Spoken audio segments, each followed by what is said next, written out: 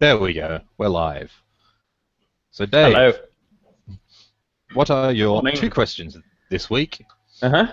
What are your earliest memories of Christmas, just generally speaking? And what is your story behind when you first found out the truth about Santa Claus?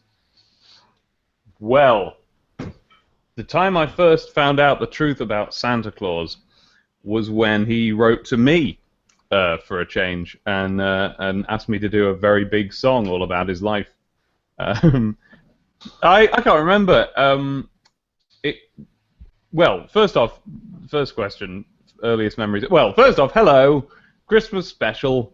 We're recording this. What is it? The day after Boxing Day, I think, isn't it? Yes. Earliest memories of Christmas. Hmm. Well, I'm told that I don't remember this very well. I'm told that there was a day when I first sort of registered it, which was when I came downstairs, and there's a photo of this somewhere. There would be video if it were the modern age of me responding to a Christmas tree for the first time, like really being, wow, what has happened to our house?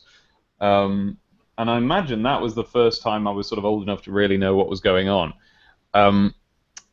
But what I can tell you is that I was an avid and repeated viewer of The Snowman, about as far back as I can remember. Do you guys know The Snowman in Australia? Yes, we do. Yeah. Well, that was made the year I was born, and so I'm guessing it would have been a couple of years later that my grandparents sort of videoed it, and I was able to watch it again and again and again. Santa, it wasn't like that, you know. It wasn't the way it's depicted in films where someone. I always remember watching the was it the Tim Allen Santa Claus, where you have a mum character saying, "Oh, for me it was the year when I asked for a present and didn't get it, and then I knew Santa wasn't real." And I always thought that was a bit selfish. It was a bit unpleasant child to be, and it didn't ring true. And I've seen a similar thing said in other things. You know, oh, it's when I didn't get this for Christmas, or oh, it's when I saw that it was actually like I saw my dad dressed up, things like that. That never rang true to me because I don't know. You just sort of I don't know. There was no moment. There was just a sort of a like. I guess I tell you what. It was similar to when you grow up and you start to realize that some of your interests are not cool, and that if you want to be all grown up, you need to stop being into those things. Morning, Maddie, or evening.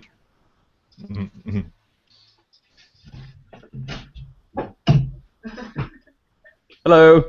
Hello. Good evening and morning. Been a Yes. long time. Yes. Has it been a long time? Have you not done it in a few weeks? Because I know I haven't. I think it's been about a month, hasn't it, Ian? For me. Wow. I think so. What's been going on with you? Yeah. You bumped your So- microphone. Yeah, well, we didn't hear that. You bumped your microphone and it cut out the. What have we been doing? We've been moving. We opened a second room at the studio. There's been rehearsals. There's been Christmas. There's been, gosh, tons of things. Too many. I'd have to check my book and have a look at what I've been up to the last month. Right. You say Yeah. you've been moving. You've not moved house again, have you? No. We opened a second room at the studio, which meant going to our storage shed, which is a good hour's drive from. We live in the very centre of Sydney, and the storage shed's a good hour drive from where we are. Studio's just down the road, but it meant going all the way out, Oh. getting what we needed, coming all the way back. It felt like moving house again. Oh, I thought you guys were like in Western Sydney, the eastern part of Western Sydney. No, we're in. Well, I suppose you could think of it like that. We're the first suburb after the end of the actual Sydney City Council. So the CBD is our shopping precinct, essentially, the actual Right. centre of Sydney with the Harbour Bridge and the Opera House and all that lovely stuff. We're walking Right. distance to all that. Well, Oh, I haven't been on in several weeks either because I've been working on this big Zelda song, and that caused me to essentially just be up way too late every night working to Yeah. be able to be up in the morning ever. That was a Um, great song, but I still prefer Super Mario Land. Yeah. Well, it's smaller and more manageable, isn't it? Well, yeah, even to watch it smaller and more manageable. Well, that's what I mean. Yeah, but no, I assure you, about 1,000 times more work had to go into the Zelda one to get it done. So it's taken a lot of effort. We're live, so I don't know if I can give away any secrets, but I had a question about the making of the video, Dave. Well, I'll answer it if I can, and if not, I'll tell you. I just wanted to know. I just wanted to know if there actually was a real trip across the pond that took place, or whether there was some magic of camera tricks going on there. No, that was real. Very good. It was filmed in September, and we've been very quiet about it ever since. In fact, we've been kind of careful who, we've not told anyone we'd even met. Even though that's we did a convention around the same time in Leicester, so people knew that we met that way, but they didn't know Brent had been to my flat. And in fact, we actually this will come out in the making of videos, which we're about to do. But we actually filmed that scene already a year before. We had the lyrics all sorted out a year before, and we filmed it. But we filmed it at the convention where we first met, because we thought we'd never meet again, or at least not reliably. So we were like, right, well, we'd better get this done then. And that was where we filmed that. Sorry if you can hear my washing machine going off in the background. And then sometime between then and like the 2014 one, there was a conversation maybe just a few weeks before where I said, now, that if we need to, we can refilm that, because now we're going to meet again. And we both just went, oh, we've been wrong about this the whole time. It needs to be Dave's flat. Brent needs to angrily fly to England and invade Dave's space, as opposed to them both happening to be somewhere at the same time. So, yes, it was real. And there's a video I'm editing right now, actually, which is me and Brent sitting in my flat after having recorded that, just talking. Essentially, it's just like a conversation, quite a long one, about various topics around it, particularly the one which comes up the most in the comments, which is, do you really hate this game? Do you really love this game? And because the problem is, bless them, but a lot of people have got the wrong end of the stick, and you'll see this in the comments. There are a lot of people who really think we had an argument about these games, and haven't quite twigged that it's essentially a sketch. It's a musical. It's a mini musical about arguing about games. And so we decided to make that clear. Now, at the time, we were talking about Mario Land at the time, because, of course, we hadn't seen the response to the Zelda song. So whether it'll answer that question very well or not, I don't know, but we'll see, won't we? Indeed. Now, anyway, hello and Merry Christmas.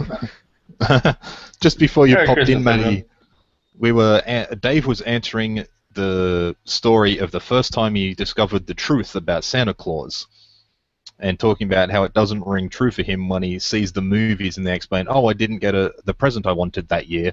Like in the movies when you see it, oh, I didn't get the present I wanted, therefore Santa Claus isn't real. Because that implies that there's a day where a piece of information lands on your plate and you go, oh, in that case, there's no Santa, which didn't happen to me.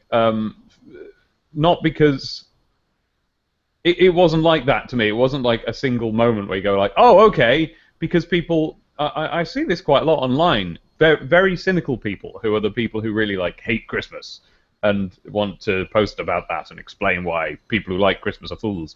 And I used to see this on the Something Awful forums quite a bit when I used to hang out there a lot more. And there would be a lot of people posting, about how crushing it was, about how you shouldn't even tell your children about Santa, because then they'll be devastated when they find out. And that just didn't happen. To me, it was a lot more like, this is what I was saying to Ian just before you popped on, Matt, which was that it's more like when you start to reach that age, around maybe 8, 9, where you start to be self-conscious about your interests and whether or not they're too childish. It was more like that. It was more of a sort of a gradual, it's not cool anymore to talk about. And can I just ask, how old were you? That's the most important question. I'm afraid I don't know. But I bet you I was older than some, because of one weird trick, which my mum pulled off, which was that there was a particular little toy that because the way that was set up in my house was Santa, the presents were from mum and dad, grandparents. They had a label on, you know who they're from, and you say thanks for them, so you know who they're from. But Santa did the stockings, and mum had knitted a stocking each for me and my brother, and it was quite a big and quite, it would have like a snowman design on or a Christmas tree design, things like that. And these would be hung up on the door handle outside our bedroom doors, and which, by the way, were left open. That was just how we did things. So in the morning, I would wake up, and before my parents, of course, and that would essentially be there to keep me busy without waking them up, because there was a strict time when I was allowed to go and wake them up. So this would be full of little trinkets, and we still do this. Mum will come along with a bag and say, like, here you go, and I'll blindly empty that into my stocking, and then that's the first thing that me and Abby will open those first thing in the morning on Christmas Day. Well, anyway, in this stocking, Santa once put a little plastic chicken, which you push it down and it would lay eggs, and these were just little plastic balls, but one of them was yellow. So the game was that you're supposed to guess when the golden egg would come out. Now, it wasn't much of a game because it would come out in the order you put it in. So you if you wanted to play, you would have to kind of like shuffle them and not look and put the eggs in. Well, anyway, I got this again a couple of years later, and I don't know whether this was done deliberately or not. I suppose, thinking about it now, probably not. And so I thought that was like a kind of signature Santa present. And basically, one year, probably about the time when other people were like not believing in Santa anymore, I remember, I was still like a little boy, but I remember just essentially wishing for one again as a sort of a like, hey Santa, do you remember when you used to give me that chicken? I want that again because I can't find mine. And I got it. And I must have said something about it, but I don't think I did. My memory of it was that it was a very private little prayer to Santa type situation. And for it to just show up again, presumably as a total coincidence of just Mum not, because it's never going to have been as significant to her. She will have gone, oh, that's fun, I'll get that. Whereas to me, it was like, whoa, I got this from Father Christmas. So she probably just found it again, didn't realize that we'd had it before, popped it in there. But it did serve as a sort of piece of evidence that you could, at the very least, kind of, Christmas was a time when you could essentially wish for something. And so I think I was, we're not talking about 15 here. I was probably about 7 or something. I don't know. But that I think carried me for another year or two. That's how I remember it anyway. But I don't think there was a specific cut-off point. There was just a point where you stopped talking about it, really. I have a theory about your chicken egg thing, and that is your parents knew full well and may have accidentally broken it and just hidden it from you. As like, shit, that's Dave's favorite toy. That's very possible. In the bin, and then we'll get him another one for Christmas. That's possible. I have 2 pieces of evidence against that, but I'm not dismissing it. I still think that's possible. Piece of evidence against that is that I do remember a time when my dad did break something of mine and came and immediately apologized and told me about it, which was the handle of a pencil sharpener in the shape of a little fruit machine. So it's like, you like the fruits, which I must have got in my stocking. I don't know why I would have had that otherwise. And the other little piece of evidence is that I do remember having a broken chicken in my little basket of toys whose legs had come off. So it could either be that that did happen, as you say it, or it could be that they saw that I had broken this chicken and thought, well, he'd better get that replaced. Maybe that was what happened the first time. Yeah, so maybe I broke it the first time. Maybe they broke it the second time. Who knows? But then we do have a thing in we do have a sort of a thing in our, or did have in our house, which was that we didn't really throw things away. We just lost them under the other things. I wouldn't go as far as to say hoarders, but I would say that we were very frugal in what we got rid of and what we saved. So, and as a happy result of this, I've still got all my childhood toys and videos and comics and things like that. You know, kind of like your cupboard. So it's just as likely that I would have said, "Where's my chicken?" And rather than root through my cupboard, the better idea was just to get a new one. Right. Okay, Matthew. I didn't have a point. My turn. Well, I didn't have a point either. Well, who does? Well, yeah. I mean, I'm pretty sure that Naomi, my girlfriend, has one. I'm pretty sure it was ruined by an older sister of hers. But for me, we had a very similar arrangement. We had the parcels under the tree, and they were from the family, and then there was stockings at the end of the bed. But I vaguely seem to remember a time when I found the Santa stash. And I don't know whether this is before or after I'd come to the realization that the Santa was merely just a fictional character. So it's a very cold way of putting it. But nonetheless, I do have that memory of finding the Santa stash, which, yeah, I don't think it had a lot of effect on me at that point in time. So I don't have a solid memory of, and we didn't have a lot of strong Christmas traditions. I bounced around between three families, so my mother's family, my stepfather's family, my real father's family, and they all had a different tradition. So the morning was less about waking up and discovering things, because we would always travel back to my parents' hometown where all the families were. Two of them were in the same street even, and then the third was not far away. So Santa time was, oh, look, Santa things. Oh, okay, breakfast, shower. All right, I've got to get out the door and it's time. And that was kind of every Christmas for me growing up. So I don't think that the magic and the mystery of Santa played a whole lot into it, which is why I don't really remember. I don't remember having a strong belief, and I don't remember really when I lost it, but I do remember finding the Santa stash, which I'm sure a lot of kids out there, you know, once they realise, frantically go looking for the parent Santa stash of all the goodies that end up in the baskets, or stockings. Pretty boring. I'm not a big Christmas person, to be honest. I have no problems with Christmas in the sense that I don't think the people who celebrate Christmas are idiots.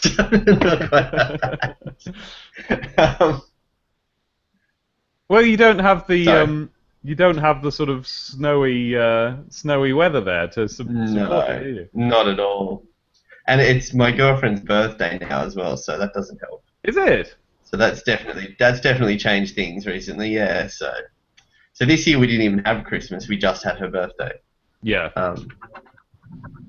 I find a lot of Christmas traditions do come from that kind of New York department store tradition that arose, in the early turn of the century, and that kind of thing. And of course, you've got Dickens' novel, and such. But yeah, Santa's an interesting one for me. So yeah, speaking of Santa movies, while we're on it, I noticed we went to a local games club and watched a few Christmas movies a few weeks ago, and I noticed that there were these wonderful movies full of all these messages about how presents don't matter and nothing under the tree doesn't mean that there's no love in the hearth and all this kind of wonderful stuff, but they always get their presents at the end of it. Yeah. So it's kind of like, here's a beautiful message about, the presents have all been stolen and it's all terrible, but don't worry, we're all here as a family. Oh, look, everybody, we've got Christmas spirit, the presents are back. And it's kind of, I would really struggle, I think, as a child watching that, going, but it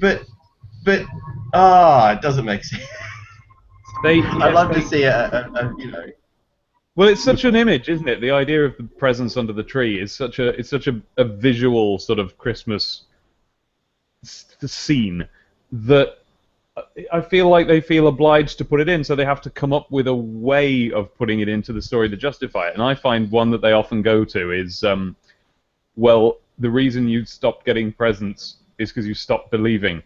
I see that sometimes, and okay, Okay.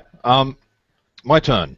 yeah, I'm sorry Zach isn't here because I just got this feeling in my gut, and knowing what his stories are like, he would by far have the best, the truth about Santa Claus story. He would yeah. just have. Anyway, it was Christmas of 1985, I think. So it would have been 10, 9, 8, 7 or 8. And my friend had found his parents' Santa stash. He was getting an Atari 2600 or whatever for Christmas. And I didn't want to believe him. Because yeah, but this is your house. This isn't my house. Yeah. Anyway, So do I take it from that Santa covered the big presents in your house as well? Yeah, well, I was brought up like presents from mother, father, and such, but knowing which presents I was getting from Santa. When it came to the big presents, I specifically asked for them. Right. And there was occasionally a no, and Mum would make something up about Santa Claus couldn't afford it that year or whatever. Yeah. This particular year was a glow-in-the-dark Tyco slot car racing set. And it went up the walls and did a loop-the-loop, which was new whiz-bang technology in slot car racing at the time. And the fact that it glowed in the dark was just like, wow! And I went... That bugged me. The fact that my friend had told me that bugged me. So as I was trying to go to sleep the night of that Christmas Eve, I was like, I must know for myself. So I snuck down to the living room, and what did I see but my mother wrapping that present? And I was like, oh. Oh, that's a mistake. The wrapping needs to happen in a a room the kids don't go in. The parents' bedroom or something. Yeah, I don't know if it was just that one particular year that it just happened, or she thought I was fast asleep or whatever, but anyway, she asked me, oh, you're not bothered, are you? And I didn't say anything out loud, but the very first thought that popped into my head after I was asked, you're not bothered, are you? It was, so long as I still get presents. Yeah.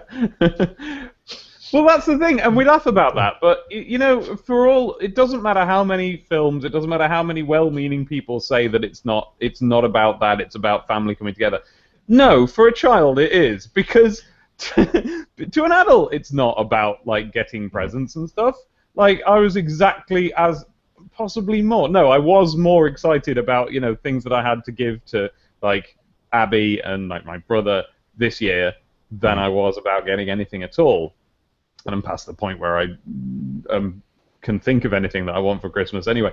But when you're a kid, it's not just because kids are selfish. They are, and so you have to forgive them that. But as well as that, they just don't have access to income the way an adult does. Getting a thing is like a rare thing for a child. And I really think it's futile whenever you see people trying to convince children that it isn't about getting presents, because it is. It is to a child. That's the only time they can do that. That's true. And just getting back to Maddie's girlfriend's birthday, Maddie's probably familiar with my friend just from my Facebook feed, Patrick McLaren. His mother also has birthday on Christmas Day. And when she was raising them, she was like, okay, up until midday is Christmas Day. After midday, it's my birthday.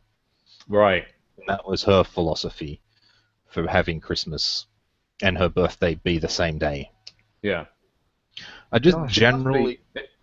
Sorry, Ian, go on. Yeah, no. Well, hold that thought. I was just going to say, can we all... Do you have, one Christmas that was, your big Christmas present from your childhood? And it's like, damn, all right, I want the story of that, and there's a cat meowing, so I have to go let that out. I'll be right back while Dave tells his story of his big Christmas present. Well... Oh, that's a funny face there, Ian. You're right.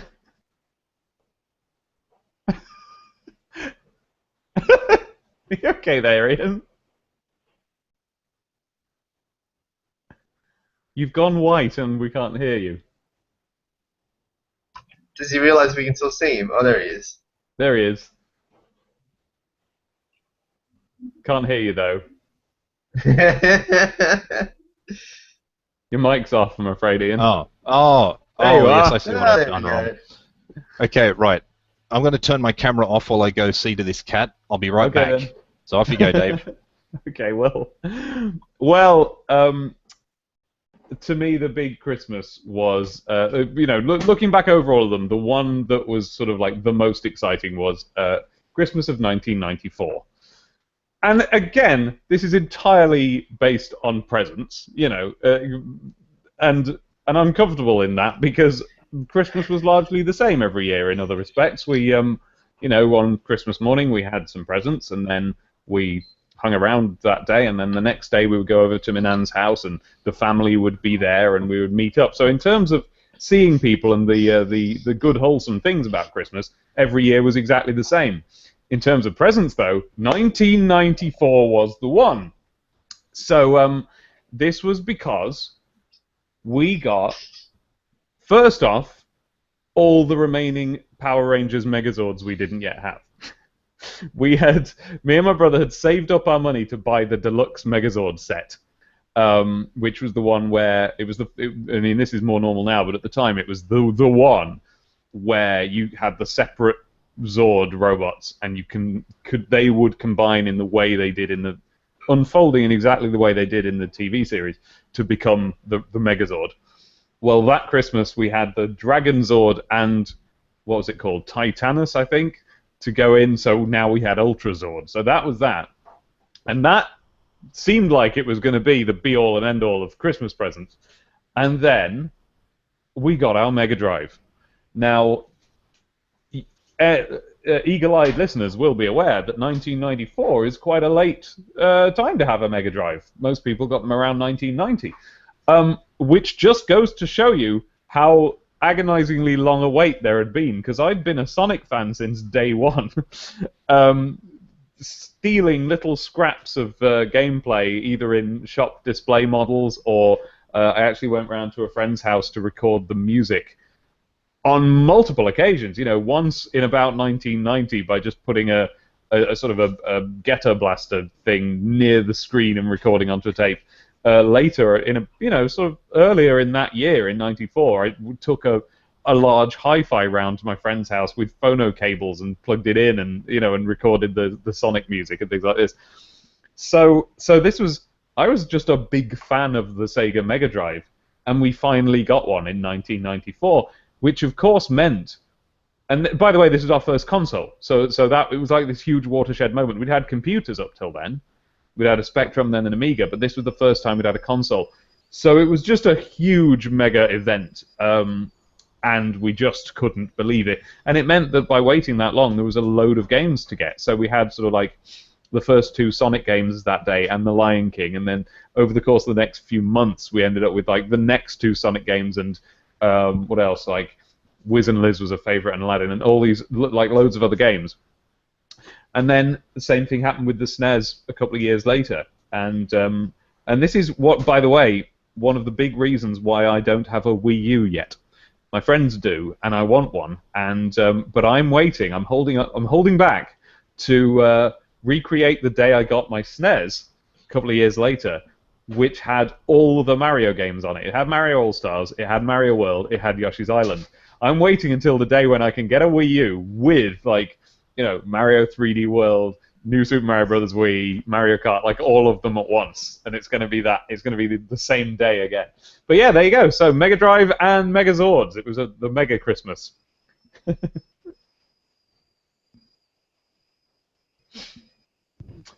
That's all I finished. I thought he was still there. I was waiting for Ian to do his normal, drive the conversation. Me too. There he is. Yeah. No, there he is. What do I do? Well, you just disappeared. Normally you go. And now you, Matty. Right, yeah, Matthew. Yes. Sorry, the cat wanted to come back in. Right. Oh, we don't mind looking at a cat. You don't have to turn the camera off for that. Anyway. Matthew, go. Oh, yeah, so mine's very similar, and I was just running the math in my head really quickly, and I'm going to say it was around 92, 93. Yeah. So it would have been 8 or 9, so yeah, 92, 93. And for me, it was Transformers, and I had... I'm trying to think what they're called now. Stunticons, and they were the sports cars, and my uncle had previously bought me one of them. For no particular reason that I remember. He just decided to take me to Kmart one day and buy me some yellow Formula One car Transformer. So my grandmother took it upon herself to finish the set one Christmas. And, excuse me, still a little bit sick. So my grandmother had this fantastic strategy of going to the bargain bins at the department stores where they would have all of the toys that someone had gone in and opened them and stolen a little piece of them. And then the employees would take them back up and slap a super cheap sticker on them. And those Transformers toys used to come with a little pistol that they held in their hands, and then this ugly big tank cannon thing that you would attach to the rear bumper of a Ferrari, and it turned into a... And so someone had removed those. So over the course of the year, she'd been going to the Kmart's and Targets and all those kind of stores, collecting the remaining 4 of these vehicles, so that at Christmas time, because it was quite cheap, it worked out to be the price of 2 of them, but she got all 4. But they still had all the attachments to make the big robot. So I got all the little sports cars and the big robot, and it's one of the few toys that I actually still have in almost all its elements and parts. And oh, hello, Dave's got jaundice, and now he's green with envy. Sorry. That's brilliant. Ah!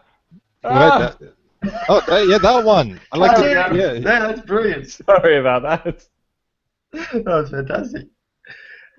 So yeah, it wasn't such a watershed moment for me. It didn't necessarily change. I was never a console kid. We didn't have computers and consoles, so I never sort of had a Christmas where I received a toy that massively impacted on the way I spent my time and my development and that kind of thing.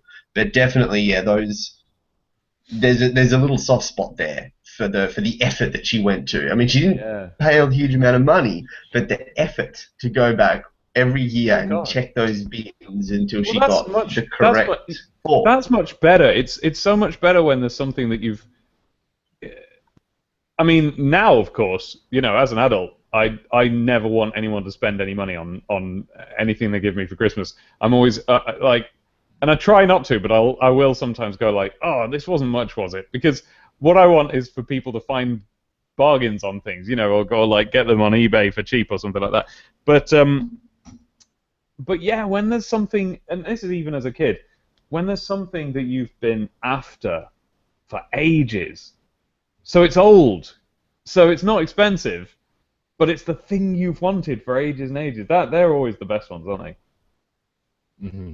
And I think that's definitely something as an adult that you can retain that excitement for something. I mean, you experienced it with the Sega, but you do it definitely more so as an adult. You're quite happy to have the 5-year-old game, the PS2 game that you could never get your hands on. And it never really occurred to me.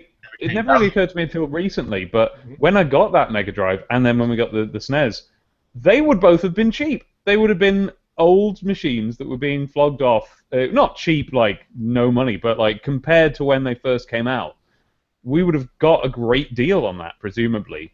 Now, speaking of old things making good presents, let me show you what I got for Abby for Christmas. Right? Okay. Maddie, you were halfway through saying something when Dave started speaking just then. Possibly, but I've probably already forgotten what it was. Okay, so here's Dave's thing. I don't know if you had these in Australia, but this little coin here. We have coins. Maybe do you not have those coins? specific. Oh, right.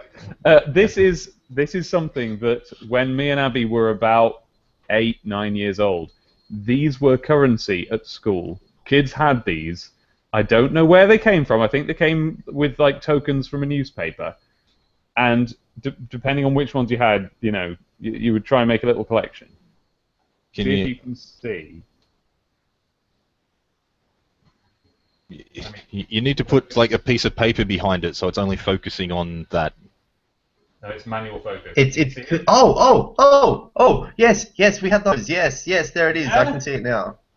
Now I've got to Talk, read Dave, Fantastic. wait, Dave, do it again and talk while you're holding it up, so you're the main person in the Oh, podcast. yeah. Okay, hold on. That is Leonardo. Can you see him? You see him? And then, oh, sorry, it's because it's so close I'm moving around. And then if I can turn it around, there's all 4 turtles. Well, those, as I say, were collectible at, when we were kids. I had Leonardo and Raphael. Abby can't remember what she had. But now Yes. she's got all of them. Yes, I saw that in your Christmas video. Yes. And as I said in a previous podcast, I have something like that in the last time I was in that cupboard, I found it was like, oh, my old and they just rusted to shit. Oh, that's right. We've talked about it before, haven't we? Those coins and whether you guys had them. Well, see, this was something I was worried about, and some of the ones that I found on eBay were rusty like that, exactly. But this one's not. I don't know what they did. I don't know how they kept them. I don't know how we should keep them, but they're pristine. There's like one's got a tiny little dot somewhere on it that might look like a bit of rust or something, but generally speaking, they're all perfect. So There thanks, is a eBay person. There is a secret I've heard of, and this may not be the secret they have used: invisible paint.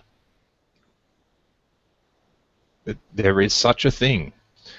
You'd use it, for example, on your front door.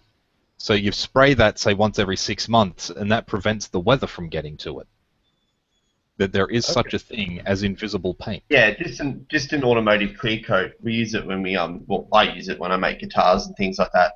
And I've quite often had like when you get something autographed, provided that it's not going to melt whatever you've had autographed, you can spray a few coats of clear coat over the top, and it actually seals it over. So yeah, that's probably something to look into actually.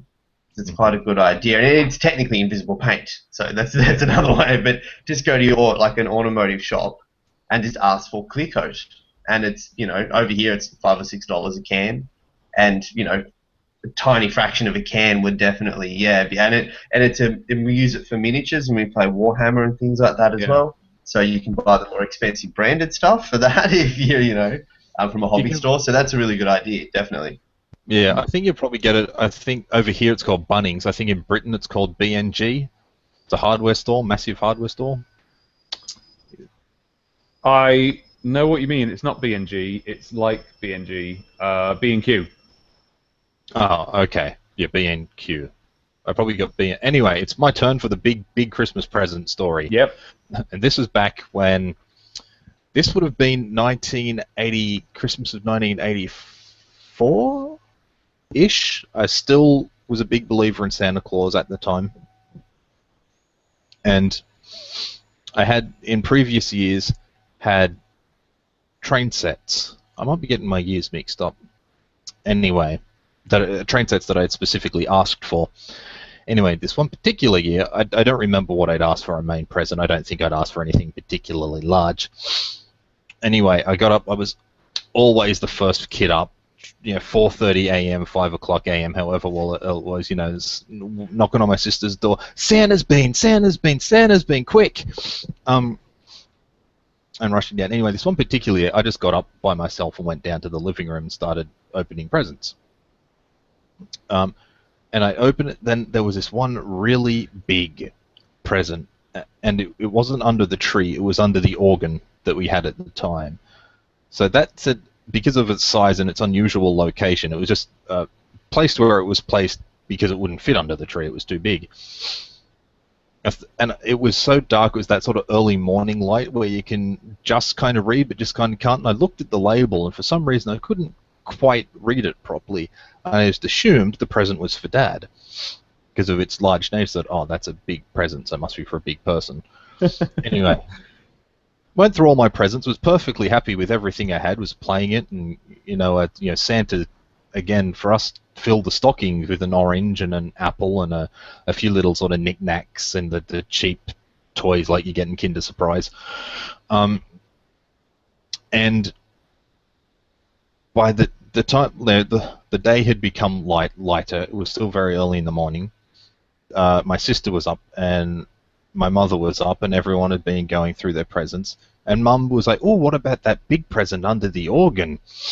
And I was like, "Oh, I don't know. I think that's for Dad. Probably. It's pretty big." And she's like, "Oh, have you checked? Have you read the labels?" Like, "Yeah, I read it before." It's like, you might want to read it again. Then I looked, and because it's much lighter now, so it's much easier to read. From Santa Claus to Ian. I'm like, oh, what is it? Anyway, I ripped it open, and it was not just a train set, it was a full-blown train set with not just the track and the trains, but the model houses, the little people, the little cars, a mat to put it all on and do it all together. And it was like, and it wasn't just an oval, it was like one of those ovals, but there was enough extra track to have an oval in the middle with the changeover tracks as well. Oh, yeah, that sounds good. Yeah, and all the little trees and everything, and I just marveled at it. I was like, this is the best ever, so got it out and set it up. And I'm going to go ahead and assume, based on the background, that you were into trains when you were younger. Yeah, yes. That I sort of feel bad if I got rid of that. Yeah. But it's a really old-fashioned, very almost 70s background. I don't know. Well, yeah, I kind of want to put shelves up so I can free room up in my cupboard. Put everything in my shelves. But yes, I've always been into trains and recently discovered T-scale trains. But trains are for another topic for another day. So, I guess, do you guys have any New Year's tradition? Actually, before I get on to that, as I grew up, the tradition was always open the presents, go see a friend of the families who live just a few roads down. It's still very much is that. Then all go to Grandma's place and meet the cousins and play there and finish your day out there and then go home at the end of the day. There's no big story for that. That's just the tradition, and it was for many, many years until we all sort of grew up and became more adults and sort of having our own individual traditions. I just googled T-scale trains and they're the best. Tiny little trains. Yeah, a Japanese invention for small, tiny Japanese apartments. Of course. The T standing for both tiny and 3 millimeters. It's 3 millimeters from one track to the other. New Year, no real New Year traditions. I mean, again, family would come over, and that's pretty much that. That nothing particularly happened when they came over. They would just come over and sit around in the evening. And I'm trying to think because I've got a video of 2001, and my elderly relatives are there, and they're all sitting around. And we're watching the midnight countdown, and 2001 comes around. And me being a bit of a smartass, I put on the also Sprach Zarathustra 2001 music on the dot of midnight, and but we didn't have anywhere for them to sleep, or at least no more than 2 of them. So I'm trying to figure out what they would have done after that. I guess they must have driven home at like 1 in the morning or something. Anyway, yeah, so no, just saw people. That was about it. Our New Year's traditions, basically we go see the fireworks on New Year's Eve, and then we come home. Oh, you know what? It's only recently that I've realised there are well, recently, about 10 years ago, that I've realised there are fireworks because I moved here to a city where on any occasion when fireworks would be appropriate, that someone will be setting them off in the street. You will always, just walking along, just people trying to be a menace. You will always have fireworks going off. I guess I just didn't realize before that fireworks were a New Year thing. New Year is a sort of sitting at home with a warm drink sort of an affair for me.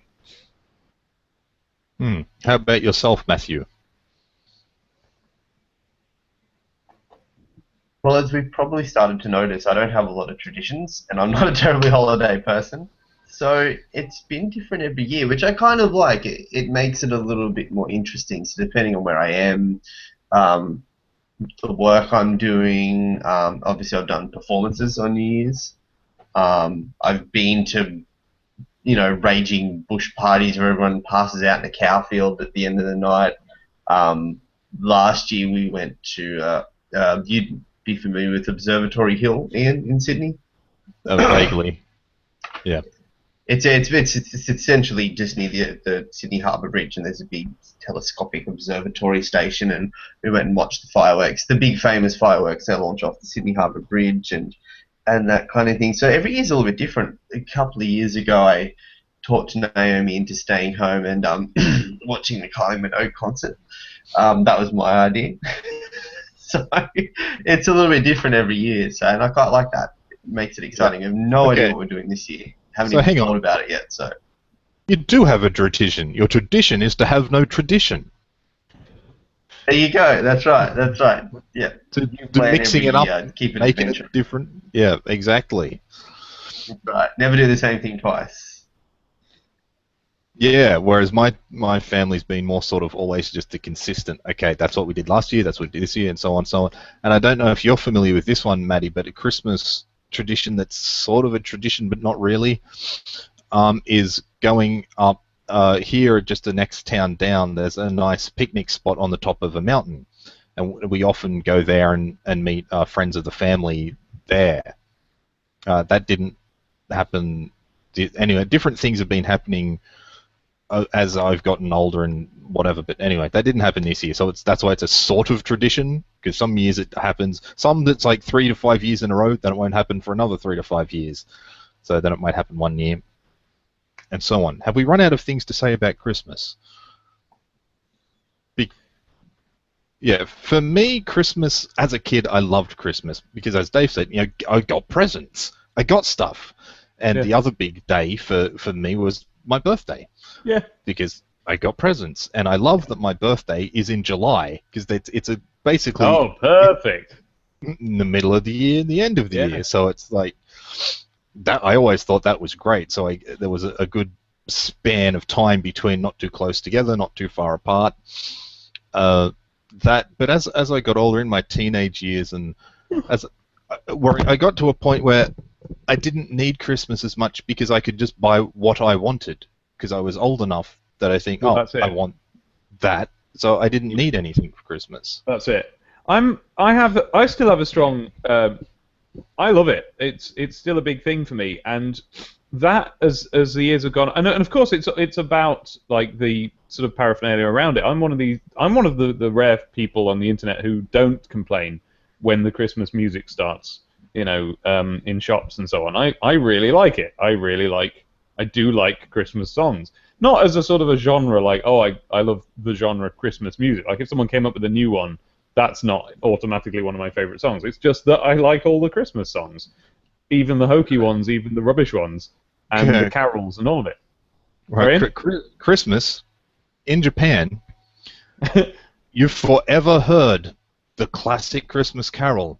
Last Christmas I gave you my heart, the very next day you gave it away. And I don't know why, but in amongst all the other Christmas carols, it just stands out like a sore thumb to me. And I think I know why for me. In the Christmas of 1989-ish, it might have been 88, often you'll get a store that has a big stocking full of prizes, and you put in your name into the drawer, and you win that. And my mum, there was a music store here at the time called Berrigan's, and I still remember the theme song. B-E-R-R-I-G-A-N spells Berrigan, and that was the theme song for when you saw the advertisements. Anyway, we were on our way to the bookstore. Mum filled in on behalf of me and my sister. Just competitions, just not even thinking of it, just fill in, enter, fill in, enter. You didn't have to buy anything, you just had to fill it out and enter it. And I won it. So, and it was a Yamaha SHS-10 keyboard, a 3/4 size guitar, just a whole bunch of stuff to, inspire a young boy on his musical journey. Hey. And the default song on that Yamaha SHS-10 was do Right. See, that would make me fond of. That would make me fond of it. Well, it just makes it stand out more for me. Neither hate Yeah. it. At the time, I just got so sick of it because it was FM synthesis, which is like the lowest bog standard type of synthesis you can get. I just get so sick of hearing it. But now, as an adult, my mind just automatically goes back to when I had that tiny little Yamaha. I'm not fussed on the song one way or the other these days, but it just... You know what? Has I've started quite liking it in the last couple of years, and I've never had an opinion before. And I think it's because it kind of... I think it's part of... There's this Twitter account it's a website I remember going to in the 90s, but it's a Twitter account now, among other things, called TV Cream. And over the last over December, they've been doing this advent calendar where every day they'll put something on. They'll link to a YouTube video of something that was on in the 80s or the 70s or whenever, like just the old days in the UK. And so at some point about halfway through the month, they linked to a complete 2-hour broadcast that's just on YouTube that you can watch, which is Noel Edmonds and Mike Smith doing a Christmas, and those, by the way, are the sort of people you would expect to do this sort of thing, a Christmas Day 2-hour live broadcast. And I watched every minute of it because I didn't see it the first time around. It wasn't for nostalgia for the show, but it was nostalgia for, I guess, the time, because this was when I was a tiny child, or maybe it was even 1982 when I was born, or around then. It was when I was very small. But there's no better way of getting a real idea of what things were like than watching a live TV broadcast, unedited, not the clips, not the bits that make it look like 1980 whatever, but the whole thing. And it was like a little time capsule. It was amazing because then you get to see what was boring in the 80s and what was not unique to the 80s, and what we had in common with them, as well as what because usually when you see 80s TV, it's like, look at that, here's a bit, look, they've got big shoulder pads or whatever. And Last Christmas kind of goes along with that. It's the sort of TV Times, well, that's a reference that UK people will get, but it's that sort of, now we're in the 80s, now we're being pop music, now we're being all popular culture. But of course, looked at from now, it's this incredibly old-feeling thing. Yeah, it's weird. It's the new old, and it's. I just find it interesting to hear, because I grew up in, when we already had Slade and Wizard. There were 70s Christmas songs that were already old to me. They were already in the past. Presumably, in the very beginning of the 80s, when I was first hearing them, they were relatively recent. But I was, Last Christmas would have come out when I was alive or around then. So that sort of is a connection to that. Even though I didn't know it, it's not something I connect with my childhood. In fact, I think the first time I heard it, I was about 14, and I heard it because it was a sample. It was sampled on a kind of Christmas remix that I had on the Amiga, that had come off, I don't know, a PD disc somewhere or something like that. I don't know.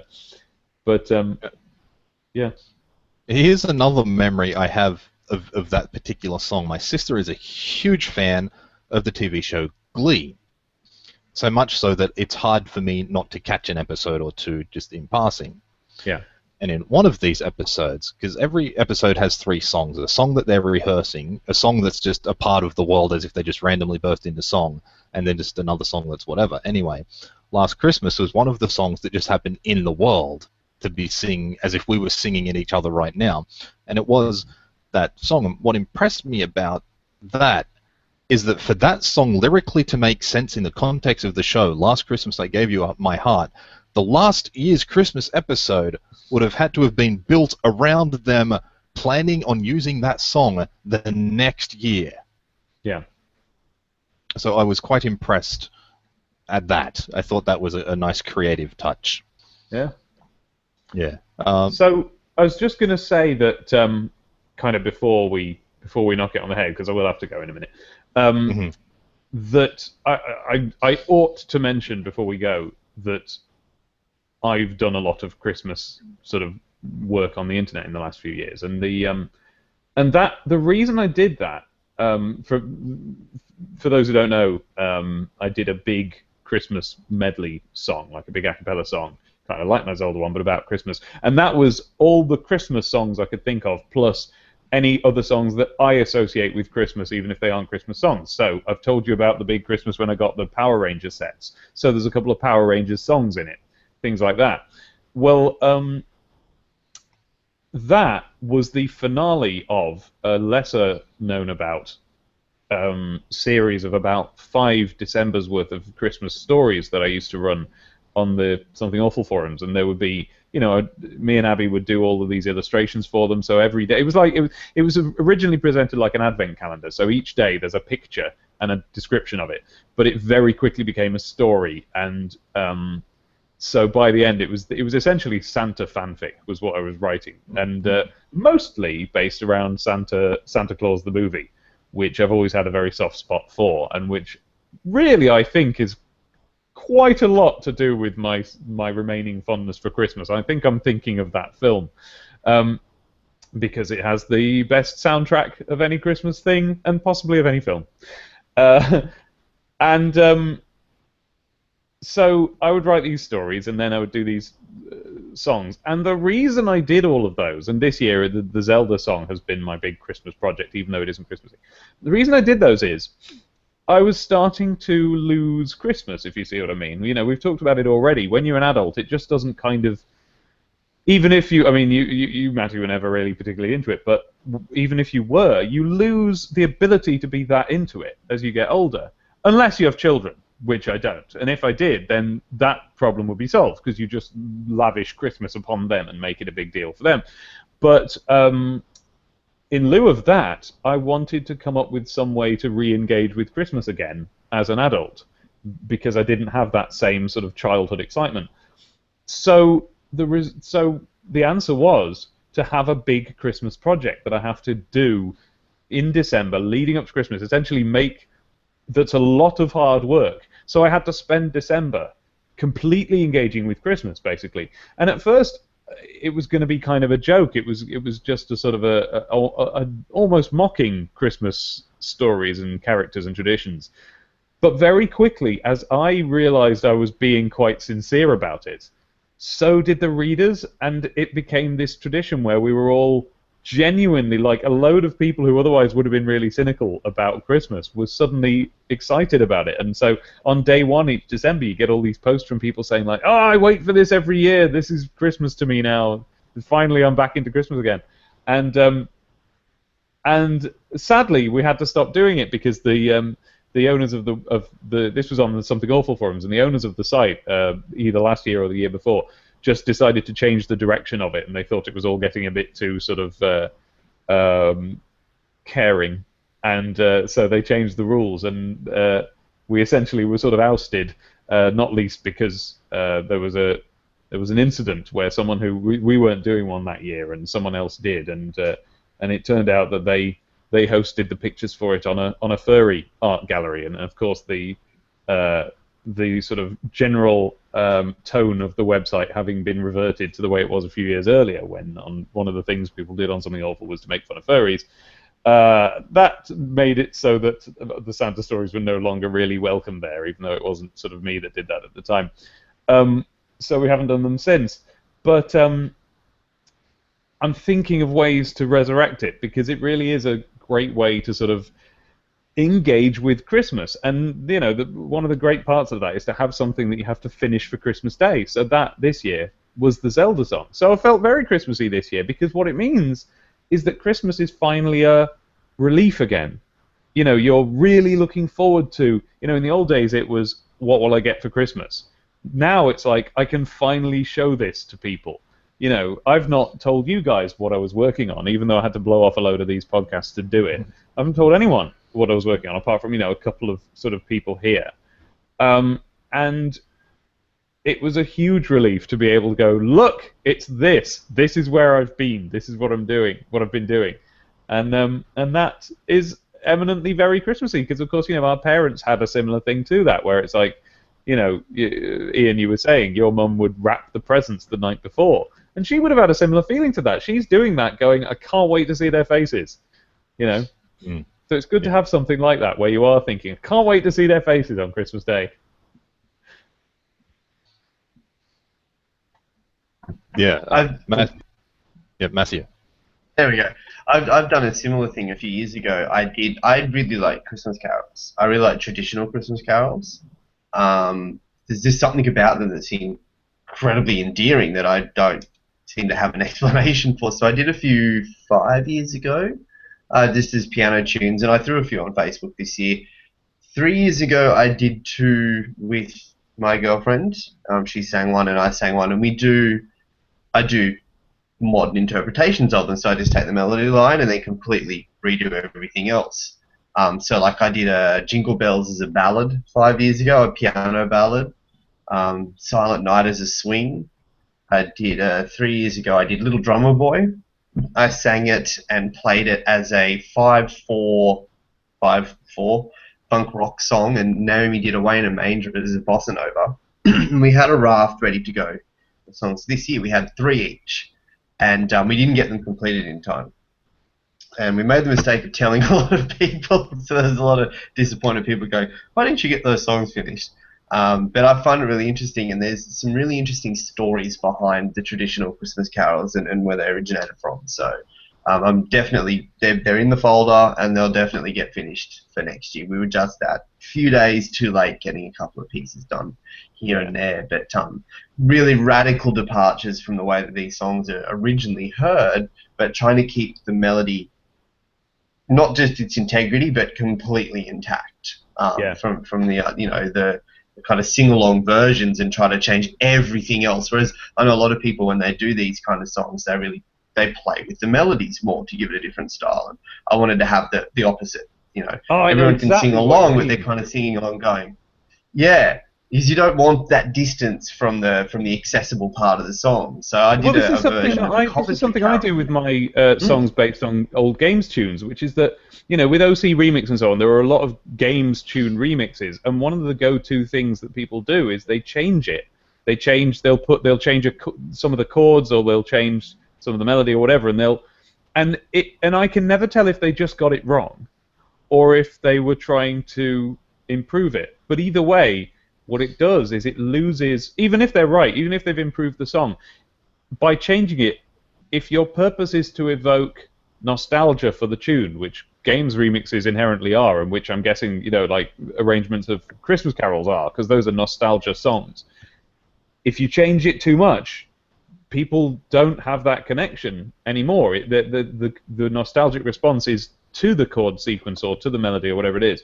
So yeah, you do have to strike a balance, don't you, and kind of keep the integrity of it, like you said. Yeah, I find with a lot of OC remixes, I'm listening to it like, is this even the same song? Is this the song it's supposed to be? Doesn't sound like it. Well, there's a tendency to think that if you take something and remix it, then you are inherently making it better, which kind of comes from the time when, I think this time is now past, I think, but there was a time, wasn't there, in the sort of 80s and 90s and 70s, like, back when they used to go, oh, we're doing this old boring tune, but we're doing the disco version, and then before that it was like, we're doing the rock and roll version, and things like that, and we seem to be past that. I think we're on the way out of it, because now to do the modern music version of something means, dubstep or whatever, and that's less musical, so it's not something you can do in the same way. So then there's those of us who get to go, well, let's do it with the chords intact, and that's why I was so careful to do. There's a God Rest You Merry Gentlemen in my medley, and I looked at a number of different versions of that and just made sure I got the chords right. Because after that, it kind of didn't matter how well I did it, because it would be right. I'd be interested if you get some time over the next week to have a look at some of the ones that I've done, because I do the total opposite, and I try to change the chord sequence underneath and find a way of not letting the melody be distracted by that. That's great. So it's an ongoing battle. Yeah, I bet it's harder to do that. Do you change the notes, but keep the same bass note So it might be a G bass note and a G chord, but then a G bass note. Oh, what about a C chord? Because it's still relevant. Yeah, that's what you do. So you need to keep the melody line intact completely so that it retains all of the recognizable melody. And then you just need to go just piece by piece and just make sure that whatever you've chosen impacts correctly on that note. Because you can go, That's sort of a jazz improv trick, isn't it? Well, I'm a jazz musician. That's exactly where it comes from. Yeah. There we go. Yeah, it's reharmonization, so it's the same concept, and I've taken it to a rock concept as well for a couple of the songs. But yeah, so it's the same thing, and you don't want to remove the melody so far from the harmony that it's unrecognizable, and it's a tricky thing to do. So yeah, I've got 4 up on YouTube from years past, and there's a few more in the works. So this is what I was going to say. Yeah, I want links to all of these so that I can hear them. I'll have to dig them out. We'll have to do a collaboration one day. A video game jazz thing. Oh well, we've been beaten to it. The best possible, like the platonic ideal of a video game jazz Christmas mashup is, what's it called? It's by the One Ups, and it's a mix of what is it? I'll find it, but it's a mix of like a Christmas song and the Mario World tune, and it's perfect. Ooh. Very cool. Like what's it called? Sleigh Bell something song. I just meant in general, not necessarily as a Christmas mashup. Well, Super Mario Sleigh Ride? Yes, that's the one. They took it a step further then, obviously. Yes. But still, just because something's been done doesn't mean we shouldn't do something else. It doesn't know. But a standard's been set that must either be matched or exceeded. I'm afraid so. That's how it works, isn't it? Yeah, Super Mario Sleigh Ride. Have a listen to that when you get a chance. I mean, this is assuming you would recognize the Mario World tune if you heard it, but if you would, then they have completely nailed the idea of taking that and turning it into Christmas jazz. I'm pretty sure I would. On my 16th birthday, I got a Super Nintendo, and me and my friend played that game for 8 hours straight. Speaking of Mario on holidays, really, really quick, I'm not sure if you're aware, Ian, but in holiday season here in Sydney, down towards Darling Harbour, I can't remember which street, there is a man who's a busker. He plays electric guitar. He plays in Nintendo music exclusively. He's a fantastic guitar player. He plays it in full Mario costume. Not face costume, we're talking full foam head, so the head-to-body ratio is all correct. And he sits there and he basks at night in the holiday seasons here, playing, rock versions of all of the Nintendo themes on his electric guitar with a little backtrack running in the background. So fantastic. So next time you're in Sydney, check him out. I will. Well, next time I'm in Sydney at the right time of year. Or is he just generally every time of year? Yeah, only in the holiday season. No, he's only in the holidays. Okay. I'll have to check him out. All right, we should probably wrap up, I think. So what is everyone's final thoughts on Christmas? Bar humbug, but it's okay, everyone, don't worry. I'm completely in favour. Well, I'm not really sure one way or the other. It's sort of just another day, I guess, but one that you have to deal with. You can't go through. You can't miss Christmas. There's no way around it. Yeah. You do Christmas. That's it. So. Well, Matty's found a way around it. Oh, by doing something different and random every year. I'll join you next year, Matthew. No, I know his trick. Because I've used it myself. He's found a girlfriend whose birthday is on the day he can't be bothered with. Well, mine's on Valentine's Day. Oh, well done. That's a one-up. That is brilliant. So we just have her birthday that day. It's perfect. Right. There you go, folks. Well done. Fantastic. Yeah. All right. We'll see everyone next year with our first Enjoy. podcast for the New Year's. So we hope you've enjoyed fanning out for 2014. Because on the analytics, people generally watch the first 2 minutes at most and then skip out. So if we can figure out a way to compress 2 hours into 2 minutes, let's do that. Okay. Right. Okay. Brilliant. I want Maddie and Dave, I want you to just hang around before we go off. After we've gone off the air, just hanging around. And goodbye, viewers.